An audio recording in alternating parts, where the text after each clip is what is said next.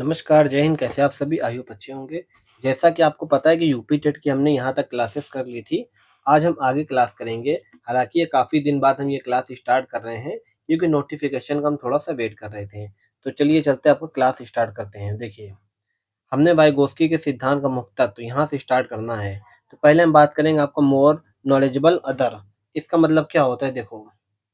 Vygotsky के अनुसार विचारों, मूल्यों, तकनीकियों तथा भाषा ज्ञान बालक किसी बड़े व्यक्तिगत जैसे माता-पिता, शिक्षक, सहयोगी, प्रौद्योगिकी द्वारा सीखता है। इन पक्षों को उन्हें मोर नॉलेजेबल अदर कहते हैं। इसका मतलब ये होता है कि मोर मतलब ज़्यादा से ज़्यादा, नॉलेजेबल मतलब ज्ञान, अदर मतलब किसी और से।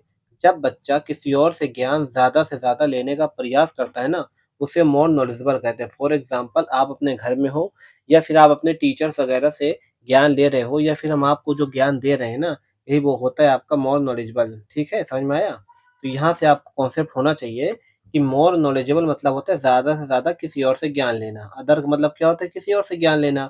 तो जब बच्चा किसी और से, अपने टीचर से, माता से, पिता से ज्ञान लेता है ज़्यादा से ज़्यादा, वही होता है आपका मोर नॉलेजेबल। अब देखो, एक होता है आपका स्कैफ फोल्डिंग बोलते हैं इसको। ये अक्सर सीटेट के एग्ज़ाम में पूछा जाता है, तो यूपी टेट में भी पूछ सकता है ये। अभी तक तो पूछा है कि ढाँचा निर्माण या सहारा लगाना किसने दिया है? तो वाइगोस्की ने दिया, ये चीज़ आप बताते थे यूपी टेट में। लेकिन क्या है ना कि आजकल थोड़ा-सा टेट-वेट का लेवल बढ़ने लगा है, हर जगह टेट होने लगा है, तो उससे यूपी टेट का लेवल इस बार थोड़ा-सा प्लस देखने को मिल सकता है।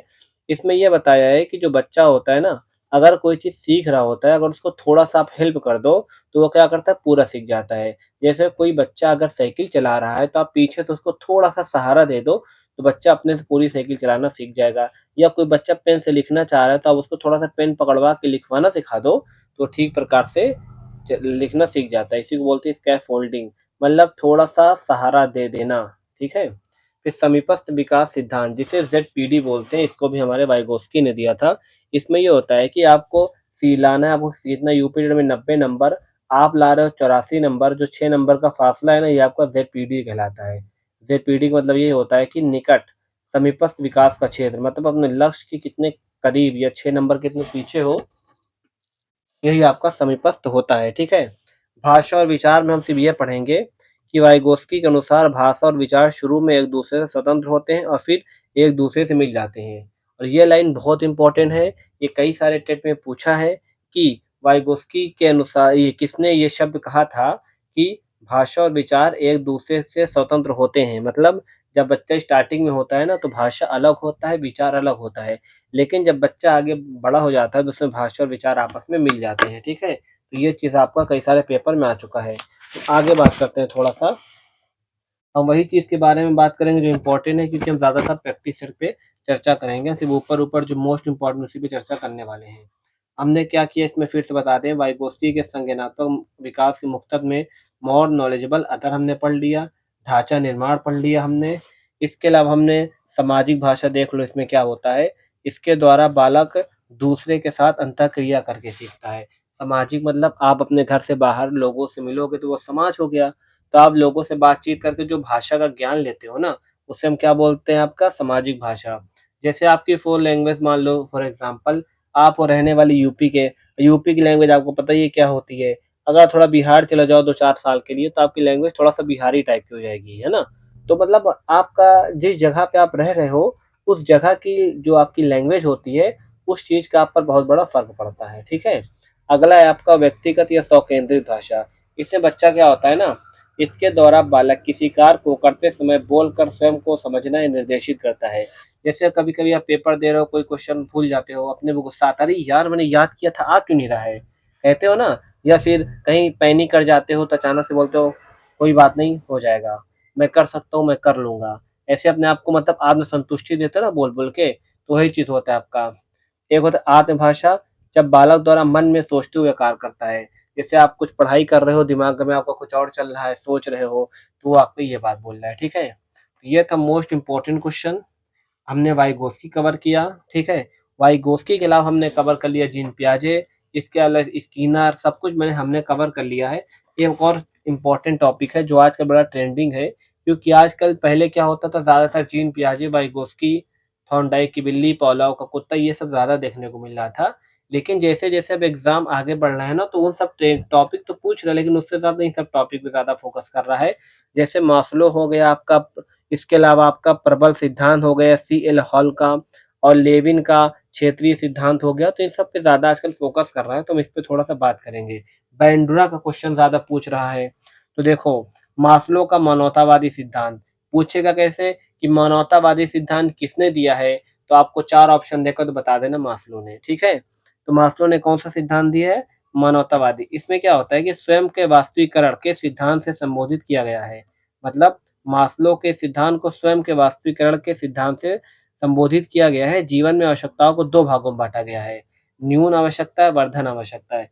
अब देखो, पेपर में पूछ सकता है कि मास्लो ने थोड़ा-सा अगर लेवल प्लस करेगा, तो पूछेगा कि थोड़ा-सा मतलब ईज़ी टू मॉडरेट आएगा, तो पूछेगा मास्लो का जो मानवतावादी सिद्धांत है, इसके 2 आवश्यकताएँ या 2 भाग कौन-कौन से हैं? तो बता देना, न्यून आवश्यकताएँ और वर्धन आवश्यकताएँ। न्यून मतलब जो कम से कम हमें जिस चीज़ की आवश्यकताएँ होती हैं, जैसे भूख और प्यास, हम बिना भूख प्यास के नहीं रह सकते हैं। अब बात करते हैं आपका वर्धन आवश्यकताएँ, मतलब एक नॉर्मल चीज़ हमें जो हमारे अंदर होती है, पढ़ाई-लिखाई ये सब होता है। देखो वो जैसे दिया है ना, इस वर्ग के अंतर्गत केवल एक सामान्य आवश्यकता जिसे स्वयं के वास्तविकरण कहते हैं। मतलब जो हमारी नॉर्मल आवश्यकता होती है, घूमना, टहलना, खेलना, कूदना, फ्रिज, कूलर, ये सब नॉर्मल। लेकिन जो न्यून मतलब जो कम से कम जिसके बिना हम ज़िंदा नहीं रह सकते, खाना और प्यास। भूख और प्यास के बिना हम ज़िंदा नहीं रह सकते। मकान नहीं है, हम कहीं और ले ले रख लेंगे, रह लेंगे। हालाँकि अगर इकोनॉमिक्स की हम बात करें तो इकोनॉमिक्स से मकान भी जोड़ देते हैं। भूख, कपड़ा, मकान, है ना? आवास शब्द जुड़ जाता है इकोनॉमिक्स में, लेकिन सीडीपी में ध्यान रखना, भूख और प्यास किसने बताया? मास्लो ने। आपको बिल्कुल अच्छे से इसको ध्यान रख लेना है, ठीक है? तो ज़्यादा कुछ आगे पढ़ने की ज़रूरत नहीं है। अगर एक बार सीटेट होता तो हम आपको उतना डीप पढ़ाते, लेकिन क्या है ना, पॉलिटिकल में जो पेपर में आना है हम उसी के बारे में चर्चा कर रहे हैं। ज़्यादा हमको ज्ञानी नहीं बनना है। अगला आता है आपका प्रबलन सिद्धांत, ठीक ना? प्रबलन सिद्धांत इन्होंने क्या किया था भाई, देखो ये थे आपका प्रबलन सिद्धांत का प्रतिपादन सीएल हल नामक अमेरिकी मनोविज्ञान 1915 में दिया था। हाँ, हो सकता है आप पहली बार पढ़ रहे हो, बोर हो रहे हो, लेकिन यही सब पेपर में आने वाले हैं, ठीक है ना? 30 में अगर 28 लाना है तो भाई थोड़ा पढ़ना पड़ेगा ना ये सब। प्रबलन सिद्धांत का प्रतिपादन सीएल हल नामक अमेरिकी मनोवैज्ञानिक ने 1915 में अपनी पुस्तक प्रिंसिपल ऑफ बिहेवियर में किया था। तो इनकी पुस्तक भी आपको याद रखना है। यह सिद्धांत थॉर्नडाइक तथा पाउलोव के सिद्धांत पर आधारित था।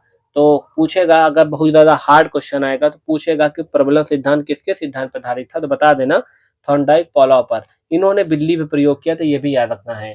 जैसे पूछ लेता है कि निम्नलिखित में से किसने बिल्ली पे प्रयोग किया था, ऑप्शन देगा थॉर्नडाइक, ऑप्शन देगा आपका सीएस हल, नीचे ऑप्शन देगा केवल एक, फिर देगा के 1 और 2।